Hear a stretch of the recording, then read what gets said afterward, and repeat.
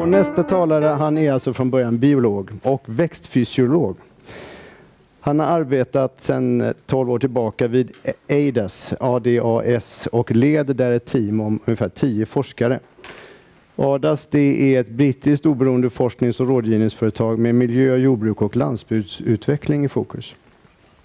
De har ungefär 500 anställda i England och Wales. Och Pete kommer att berätta för oss att den möjliga höstveteskörden, den är 20 ton, i alla fall i Storbritannien. Och han är besatt av möjligheten att öka produktiviteten i grödor. Och han har bland annat jobbat med hur man ska minimera risken för liggsäd. Och han älskar att betrakta växande grödor från sin racercykel. Han är nämligen en hängiven cyklist och han har cyklat de 1500 kilometerna från London längst upp till norra Skottland på 9 dagar. Det är alltså ett genomsnitt av 16 mil om dagen. Låt oss hälsa Pete Barry med en riktigt varm applåd.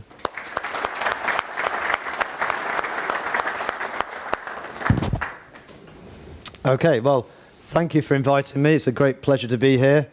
I apologise for speaking in English and not Swedish. I should have tried harder at school, I think.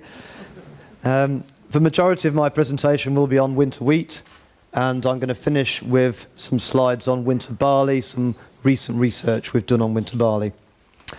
Apologies also for being a bit croaky. Okay, so... Tell me if you need some more water. I have some here. Oh, great. Yeah, thank you. Background to the UK winter wheat growing over the last few years. If you look at the orange line, you can see that the yield of winter wheat went up in the 70s and 80s, and then, in common with many countries, the yields levelled off. In the UK, they're levelled off at about 8 tonnes per hectare, although the last 2 years have been very good. In fact, 2015 was a record yield year for winter wheat in the UK.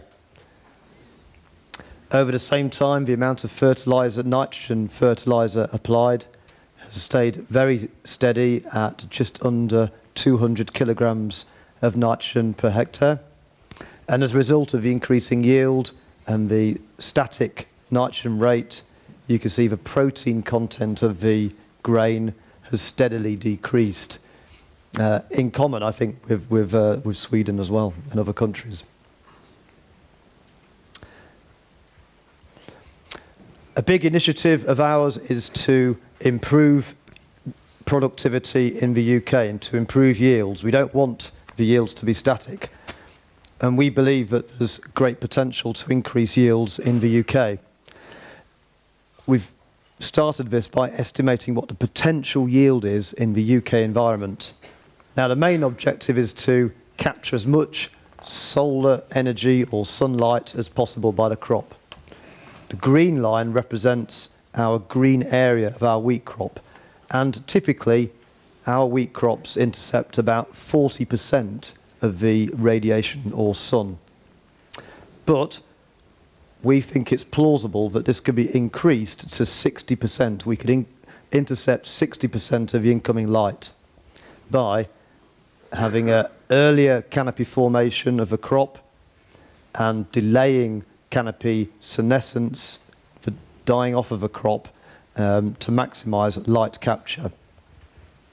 Now, if we can capture 60% of the light, and if we assume good conversion ratios of radiation to dry matter of 1.4 tonnes of dry matter per terajoule of light, then we can produce a total biomass of about 27 tonnes per hectare. That's our potential total biomass production in the UK. And if we can convert 60% of that to yield, then that gives us a potential grain yield for wheat of 20 tonnes per hectare. And we certainly think that is a plausible target to try to achieve. When will we reach that target, do you think? That's a good question. I mean, we think it's possible maybe in 10 or 15 years that some farmers could be achieving those sorts of yields. This is in UK? in the UK. With all the raining. With all the rain, yeah. Okay. Now, this is Tim Lemmerman. He is the world wheat record holder at the moment. He farms in the UK. Last year, he achieved a yield of 16.5 tonnes per hectare on an 8-hectare field. We know lots about this field because Tim, along with about 80 other farmers, entered our yield competition, which is all about trying to beat the world record yield and understand how we can go further. So the crop he had was a varietal reflection. It had a protein content of 11.5%. We know how much radiation it intercepted. We know how much water supply it had.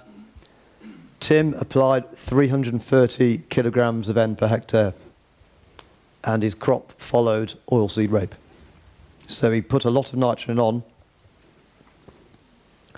but we actually estimate that the yield potential for his field last year was 21 tonnes. So we think he's still got some way to go to actually realise the potential of his particular environment. We did lots of measurements on his crop. The benchmark means the typical value for these different measurements of a crop.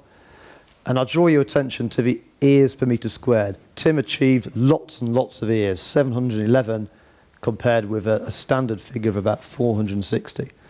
And even though he got lots of ears, he still managed to set lots of grains per ear, so there's lots of grains per metre squared, and that's really important for maximising yield. The other aspect of Tim's crop I'd draw your attention to is the total biomass. So this is the grain and the straw, and he achieved 26 tonnes per hectare, and that's compared with a typical crop biomass of 18 tonnes. So we generally find that very high yielding crops have lots of ears and they have a very big total biomass. Generally, if you've achieved a record grain yield, you've probably also achieved a record straw yield. So that's really background, and I think when we talk about nitrogen fertiliser now, it's useful to keep that in mind. So let's move on now to the theory of how much nitrogen fertiliser crops require. The theory is well understood, and we can break it down into a series of steps. So starting with the amount of nitrogen fertiliser applied, we know how this relates to the amount of nitrogen taken up by the crop. The crop usually takes it up fairly linearly. About 60% of applied fertiliser is taken up by the crop, and then it plateaus off at some point. The amount of nitrogen taken up by the crop is linearly related to the size of the green area index, such that you need about 30 kilograms of nitrogen per hectare in the crop to produce each unit of green area index. Now, a green area index, 1 unit of green area index is 1 metre square of green tissue per metre square of ground. We then know how the green area index, or the canopy size, relates to how much light is intercepted, and light interception relates directly to the amount of dry matter produced by the crop. So you can put all the equations linking these steps together into one equation, and you come up with a typical nitrogen response curve. So we understand the theory. When we and if you want to read about it, then we've published papers on it. When we employed this theory in practice, it worked quite well, up to a yield of about 9 tonnes per hectare. Beyond that, we found that you need to apply more nitrogen than this theory would tell us, because you need to have more nitrogen to prolong the canopy for as long as possible during grain filling. So it's very useful, this theory, but for really high yielding crops, we need to develop the theory further. Now, in the UK, this fertiliser manual is what is mainly used to estimate how much fertiliser to apply to crops. These are both arable and grass crops. And we call this manual the RB209. That's its name commonly referred to as. More recently, we've developed a more sophisticated guide specifically for winter wheat. You can find this on the AHDB website and download it. And it basically allows the farmer to estimate the nitrogen fertilizer requirements for specific crops more accurately. And I'll describe in more detail how it works now. So the first step is to estimate the crop demand for nitrogen. And we can estimate that from the yield of a crop and the expected protein content of a grain. The next step is to estimate how much nitrogen will the soil supply naturally. And then the gap between the requirement and what the source can supply is the fertilizer requirement. And this can be provided in either in manure or in inorganic fertilizer. So it's a simple equation. There's three things to think about. There's the crop end demand minus the soil and nitrogen supply divided by the rate at which fertilizer is recovered by the plant, which is typically 60%. So if we did an example, we may have a 10-ton crop may have a demand of 225 kilograms of N per hectare. A soil may supply 110 kilos. If we have a fertilizer uptake efficiency of 60%, then we do our little calculation. That gives us a fertilizer rate of 190 kilograms of N per hectare. So looking at a bit more detail in how to estimate the crop end demand, we've got various rules of thumb that we can use, that the farmer can use. So for example, nabbing group 1 and 2 is at milling wheats. Typically, for every ton of grain, they will require a nitrogen uptake of 25 kilograms. So if you had a milling wheat or a bread wheat and it was achieving a yield of 10 tons per hectare, that crop would need to take up a total of 250 kilograms of N per hectare. For feed wheats, the amount is a bit lower. Or you could do a more detailed calculation based on this formula here, where you have the expected grain yield based on historic yields, ideally, the target grain N percentage or protein, and a typical nitrogen harvest index. Now, the nitrogen harvest index is the ratio of nitrogen in the grain to the total amount of nitrogen in the crop. And typically, 70% of the nitrogen is in the grain, so 0.7. So it's another way of getting the estimate of crop demand as accurate as possible. Then we come on to soil end supply. Now, this is potentially the most important element because it can vary enormously. Now, when we're thinking about soil end supply, what we're talking about is the amount of nitrogen that an unfertilized crop would take up by harvest. So that's represented by this column here. So by harvest, a typical crop, if you didn't put any fertilizer on, it might take up 100 kilograms of N per hectare, for example, but it could vary from anything between 50 and 200, depending on the soil. And in the spring, at this time of year, or the autumn, we've got to try and estimate this value. And typically, we'd have a little bit of nitrogen already in the crop at this time of year. Most of it is in the form of mineral N in the soil, and there's a little bit more still to be mineralized. So the challenge is to estimate that.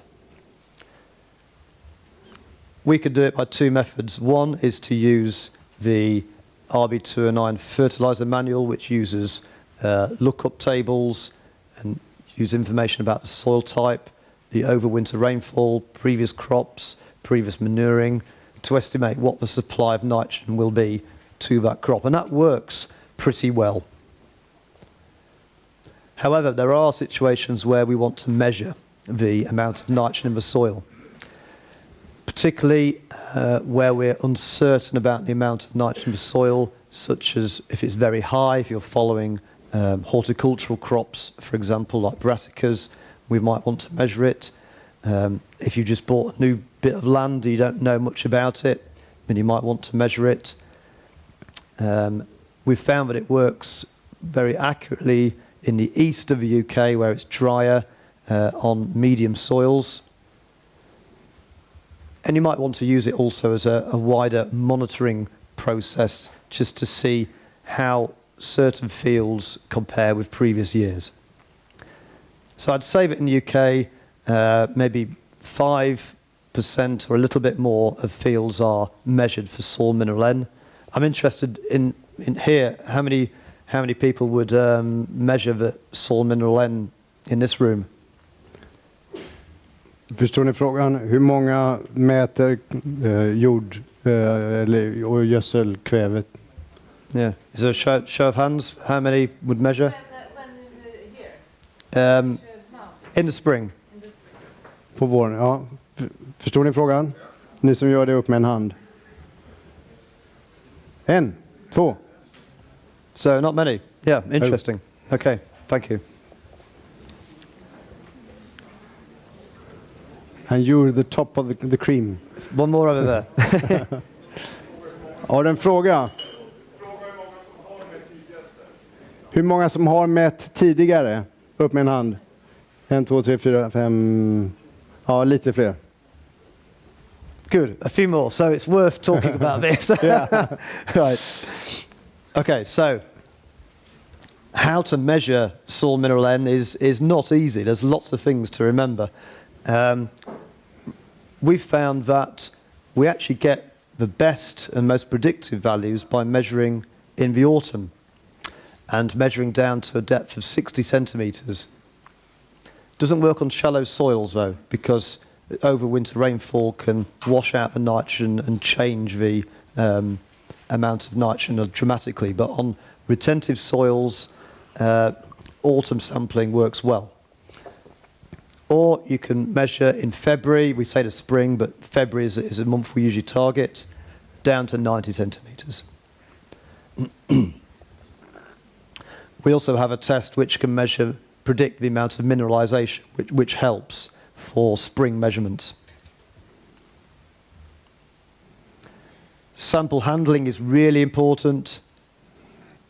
For years, we used to freeze our samples until we tried measuring the amount of mineral N in samples which have been frozen for different lengths of time and found that it had a big effect. So we've stopped doing that now.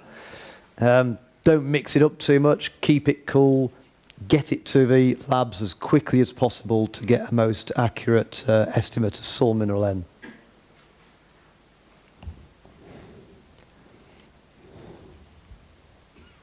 So that's the amount of nitrogen in the soil. Then we've got to think about how much nitrogen has already been taken up by the crop. In the UK it can vary a lot, particularly in years like this with mild and warm autumn and winters. So there's various ways you could use, such as counting the number of shoots, and then you can estimate the amount of nitrogen in the crop from that. Estimate the fraction of soil covered by the crop. So if we had half of the ground covered by crop, then we'd expect the crop to have taken up 30 kilograms of N per hectare. Or with BSF, we've developed a app which you can use with a smartphone, take a digital photo, and it will estimate the amount of nitrogen in the crop for you. And we've got a similar app which works for oilseed rape as well. Like I say, in the UK it can vary enormously. You can have crops like this with very little nitrogen in them to crops like this with 90 kilos per hectare in them, which makes a big difference to how much fertiliser to apply. So it's very important to take account of that.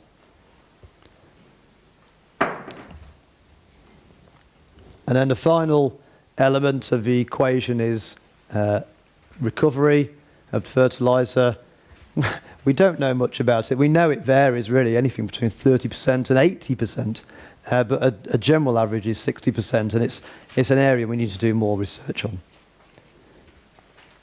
So these are the steps then. We judge the amount of crop demand, we judge the soil N supply, we do our calculation, we adjust for the amount of manure we might be adding, farmyard manure.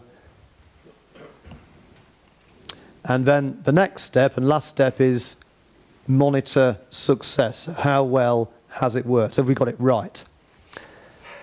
And that is a pretty difficult thing to do, because you could have applied 50 kilos of N per hectare too much, or 50 kilos of N per hectare too little, and you could look at the crop and you wouldn't know which was right. It's difficult to judge. So small errors don't matter that much. They don't make a big difference to the profit line. But big errors do matter. And the other thing to be aware of is that errors can accumulate on retentive soils.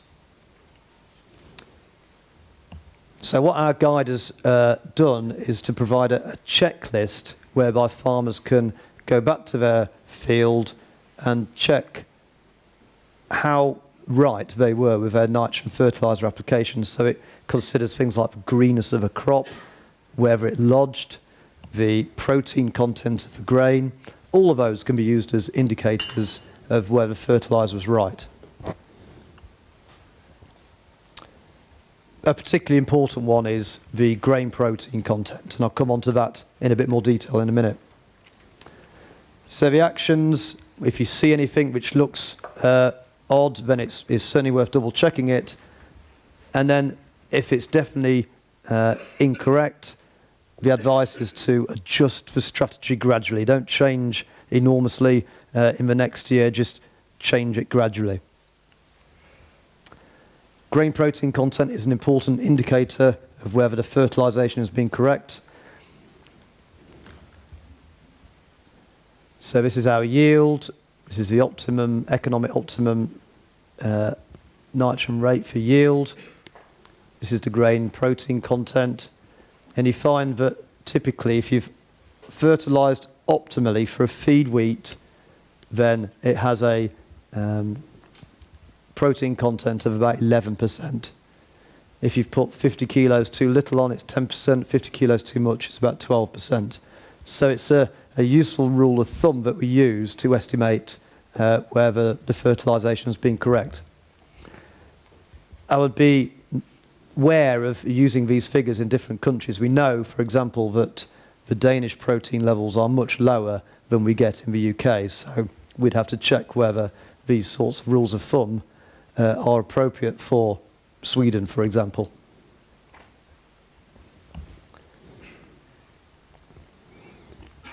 Bread making and achieving the protein specification for bread is clearly very important.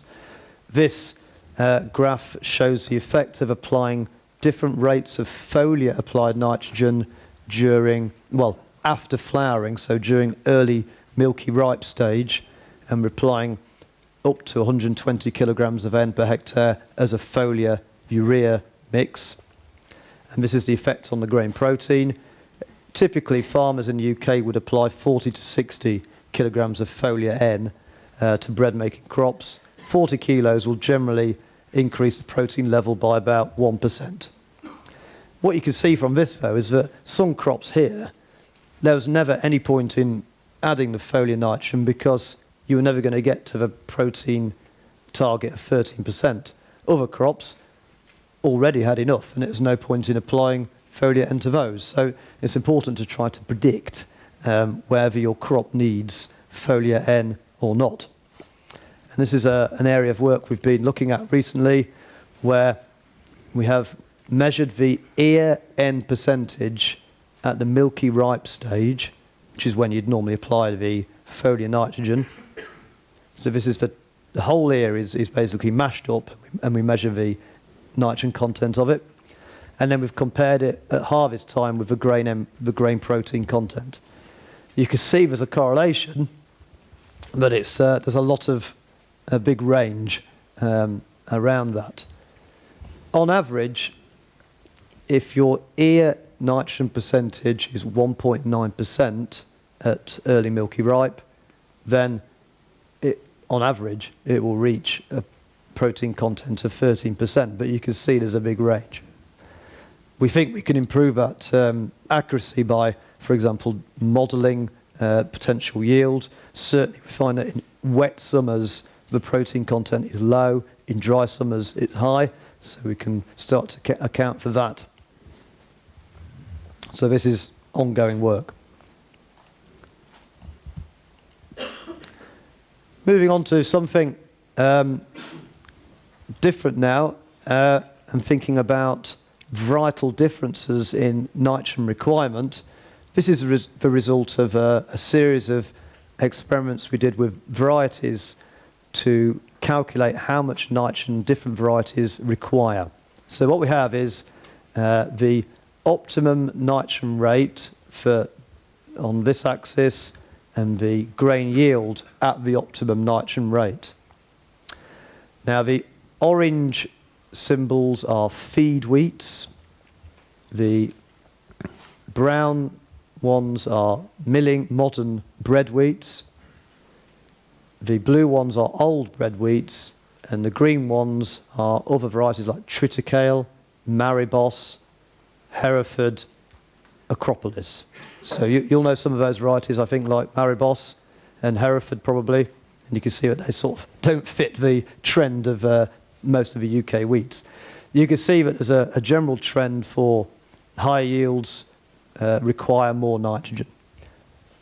And you could split the types of varieties into 4 groups, where you've got low yield, low optimum, which is the old bread wheats, for example, a medium yield and a high nitrogen optimum, which are the new bread wheats, so these over here. High yield and high optima, which are the new feed wheats, these. And these are the ones we want. We want high yield, low N optima, and we call them high-low varieties. And Maribos and Triticale are examples of those. And we wanted to initiate a breeding program in the UK which tries to develop these sorts of varieties. Then if we look at the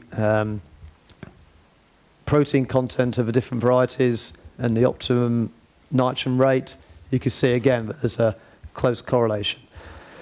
Varieties which inherently have a low protein content tend to have a lower nitrogen requirement, as you might expect. So breeding for low protein would be good for improving or reducing fertilizer requirement.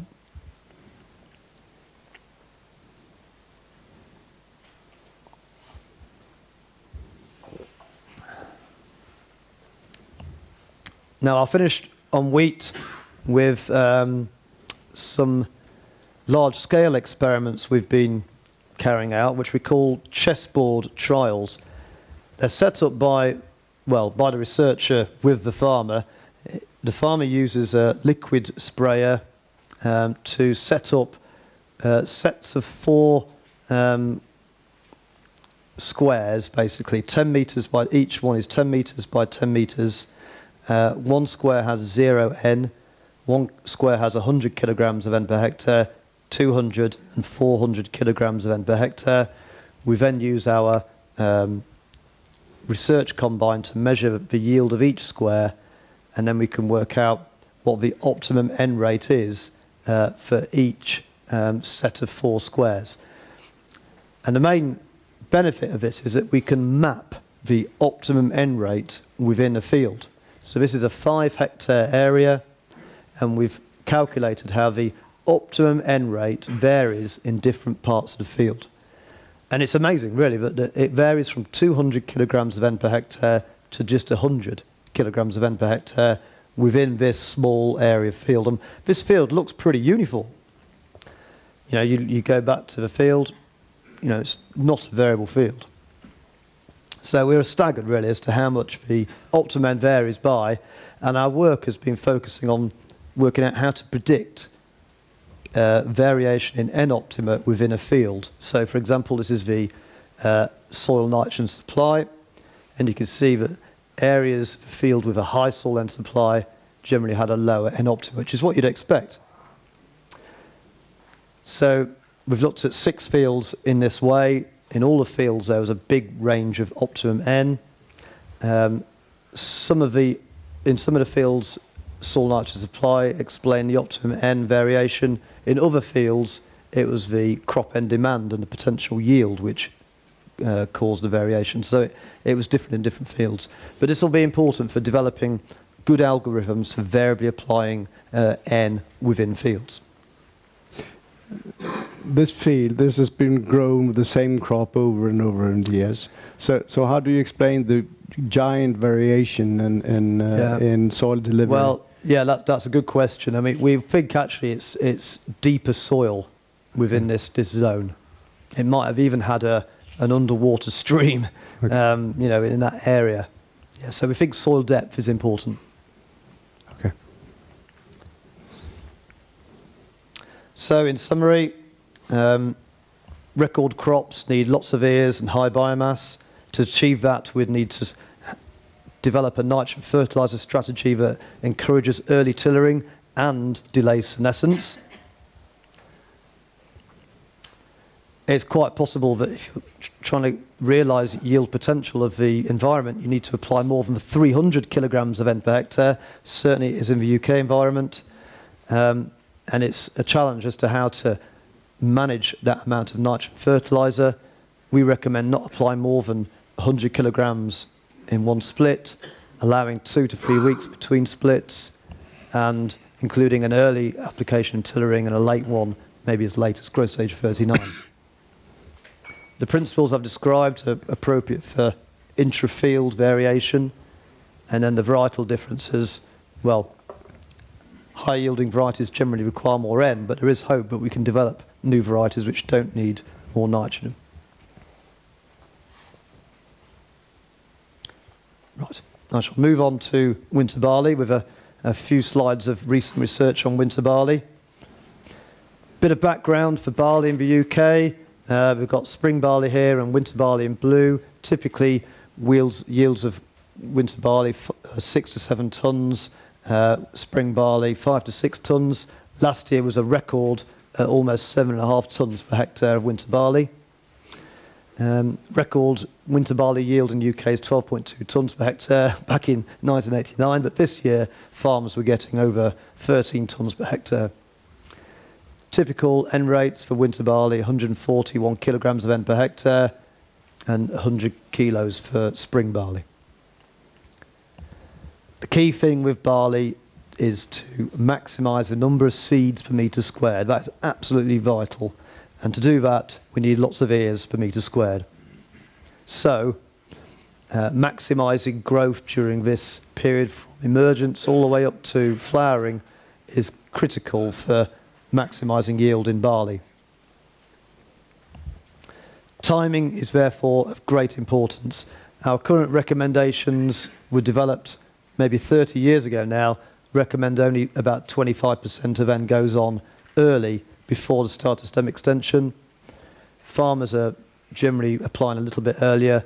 We found that looking at old data, if we put 50% of the nitrogen on before the start of stem extension, we would increase yield by half a tonne compared with following the current advice. So earlier N looks like the way to go with winter barley.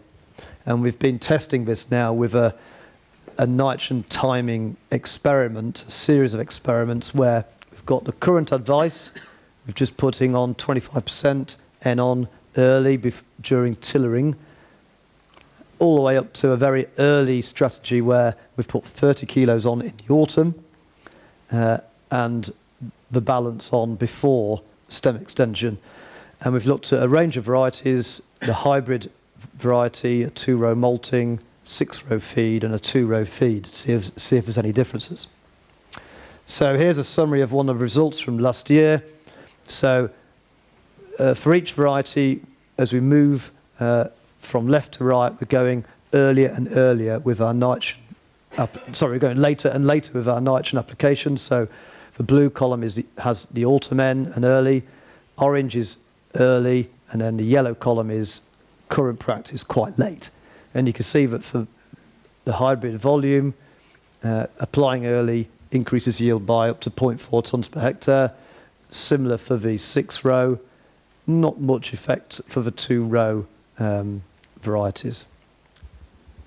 So on average across all the varieties, you've got a yield increase of from 9.1 to 9.3 tonnes per hectare. And that was significant. One of the potential disadvantages of applying N earlier is that it increases the height of a crop. Now, to keep you on your toes, I've reversed the legend so that we're now going earlier by moving from here to here. So the RB209, the late strategy, is now in blue, and the early strategy is in yellow. And you can see that applying earlier increases the height of a crop by about 10 centimetres on average.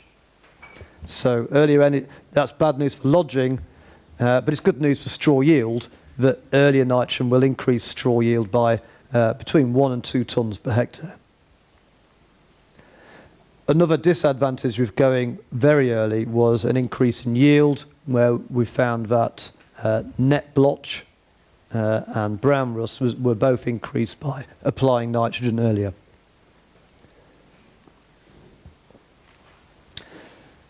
This is an effect midway through stem extension of the effect of nitrogen timing, where if we compare the early timing with the later timing in terms of shoots per metre squared, we could see that there's a big increase in shoots per metre squared by applying the nitrogen earlier.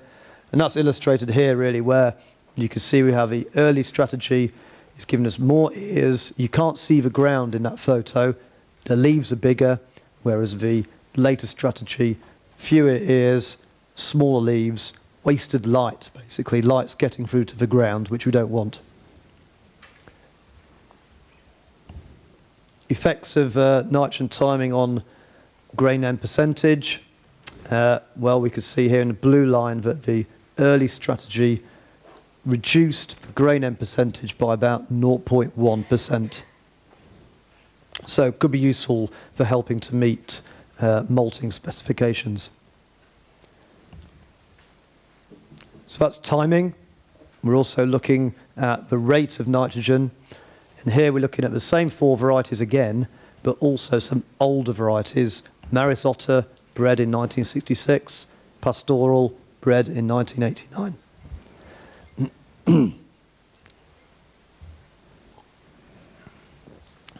Now, this is a typical nitrogen response experiment.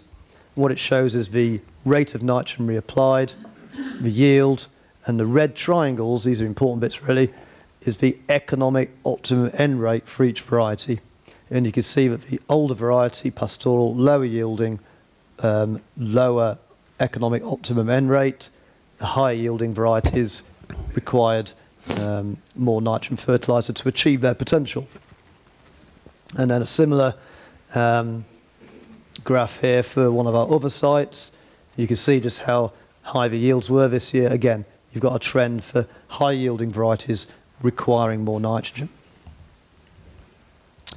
And when we put all our data together from our nitrogen response experiments and we summarize it on this graph here, what we've got here is the optimum nitrogen rate which we measured in our experiments minus the amount of nitrogen recommended by our current recommendation system. What it shows us is that if the yield is 7.5 to 8 tonnes per hectare, then our current guidelines for the amount of fertiliser to apply are about right. However, if we have a crop yielding 10 tonnes per hectare or more, we need to apply an extra 60 kilos of N per hectare compared to what is currently recommended by our guidelines. So on average it works out to an extra 27 kilos of N per hectare for every extra tonne of yield above 8 tonnes per hectare.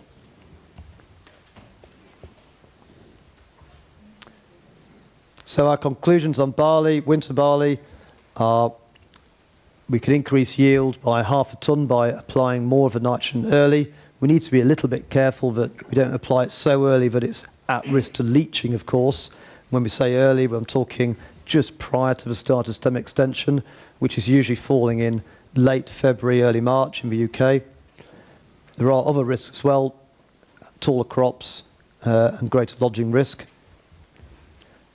Earlier N reduces grain N percentage by about 0.1%, and high-yielding barley varieties require more nitrogen.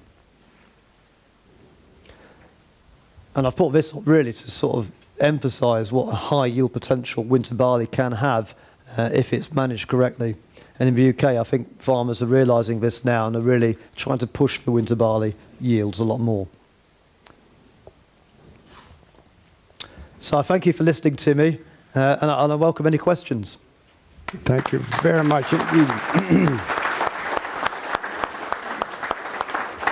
It sounds as if your recommendation, your RB209, are not keeping steps with the development of new varieties. That's right. Yep.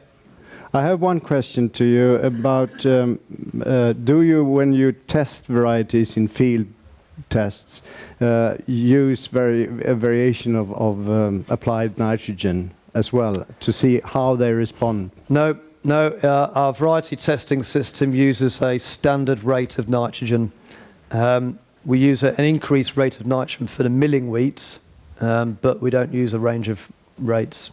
What we're trying to do is develop a way of ramping up N rates within a plot so that we can draw a nitrogen response curve for an individual plot, so we can have a more efficient way of estimating the nitrogen requirement of different varieties. Yes. But we haven't got there yet. So at the moment, no. Okay, because I don't think we have that in Sweden either. Please, questions. I guess there are many. Please, number and name, and you got a microphone here from Helena. Thank you for your presentation. My name is Niklas Sjöholm, works at Växtråd, crop production advisor. I have a question. How is your experience in lodging? Is there a problem with lodging in the UK, and how far is the use of growth regulation common? Yep. Liggsed. Lodging is one of my favourite topics. I did my PhD on lodging, so thanks for asking that question.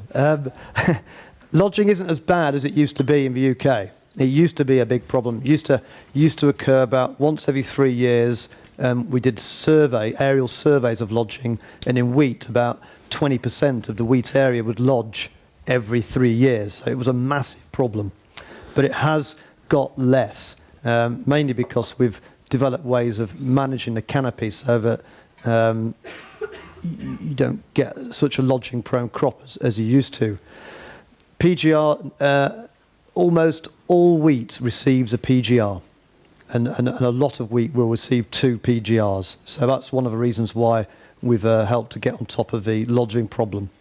But last year there wasn't much lodging, even though yields are very high, and it did become quite wet in August in the north of the country, and still lodging wasn't too bad. So I feel like we are getting on top of it. One of the critical improvements was recognising that lodging can occur due to stem breaking or root lodging, and root lodging is probably the most severe. So reducing plant populations has helped to improve the anchorage of a crop and reduce the risk of root lodging. So I think lowering the plant numbers has been very helpful in the UK. Yeah. Okay. More questions to Pete? Yes, we have one. PGA är stråförkortningsmedel. Yeah. Thank you. We have number name. Johan Lagerholm, also crop production advisor at Växtråd. Is losses of nitrogen through nitrous oxide due to heavy rains a problem in the UK? And do you have any method to estimate how much nitrogen you lose, and do you compensate it? I mean, we've just finished a big project to estimate how much nitrous oxide is lost from arable crops in the UK. The sort of standard IPCC figures used to be about 1% of nitrogen applied was lost as nitrous oxide. Our recent set of experiments has shown that it's actually about half that, so about 0.5% of N applied is lost as nitrous oxide in the UK. So we kind of don't worry about it from a production point of view, because it's a pretty trivial amount, but obviously it's very important from a global warming point of view and a greenhouse gas emission point of view. So we don't have any way of measuring it directly. We use these standard figures, which we've recently updated. Okay. Yes, we have him from Lennart Wikström, please. Stina Olofsson showed that the efficiency in nitrogen use had increased a lot in Sweden, and your recommendations are about 5 kilograms of nitrogen above the Swedish recommendations. Okay. Have you seen the same development that nitrogenous leaching has been reduced in the UK as we have in Sweden? I mean, nitrate levels are monitored in the UK, but I don't know of any evidence that they've gone down in the last few years, as a result of high yields, but using the same N rates. There's so many other factors which affect the nitrate concentrations, as you well know, in terms of rainfall levels and things like that. So there's no good evidence that they've gone down. Yep. But you are measuring that, I guess, in the UK. Yes, we do. Absolutely. Yeah. Okay. Yes, we have Erik Jönsson.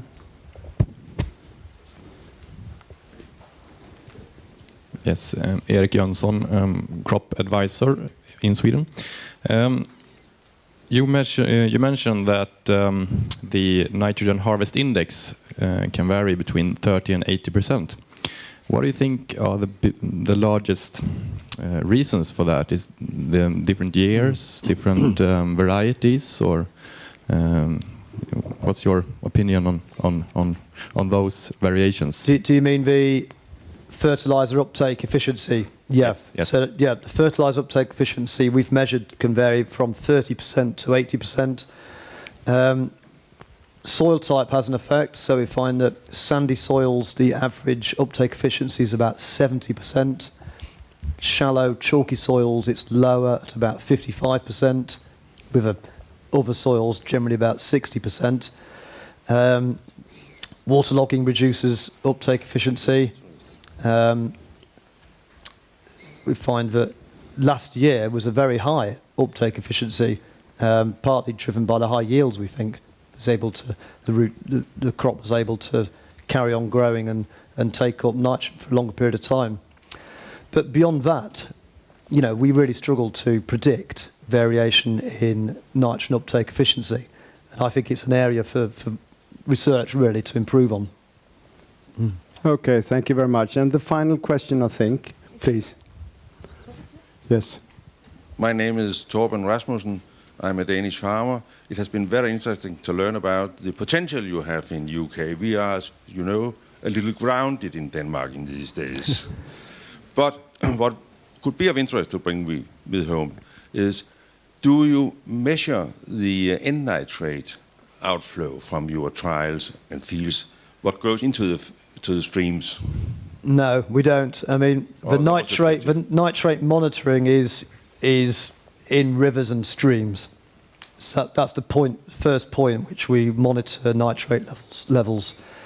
I mean, we do carry out a nitrogen balance calculation in terms of how much fertilizer was applied and how much was taken off in the crop. And you could see from the world record crop, 330 kilograms of N per hectare was applied, 282 kilograms of N per hectare was taken off in the grain.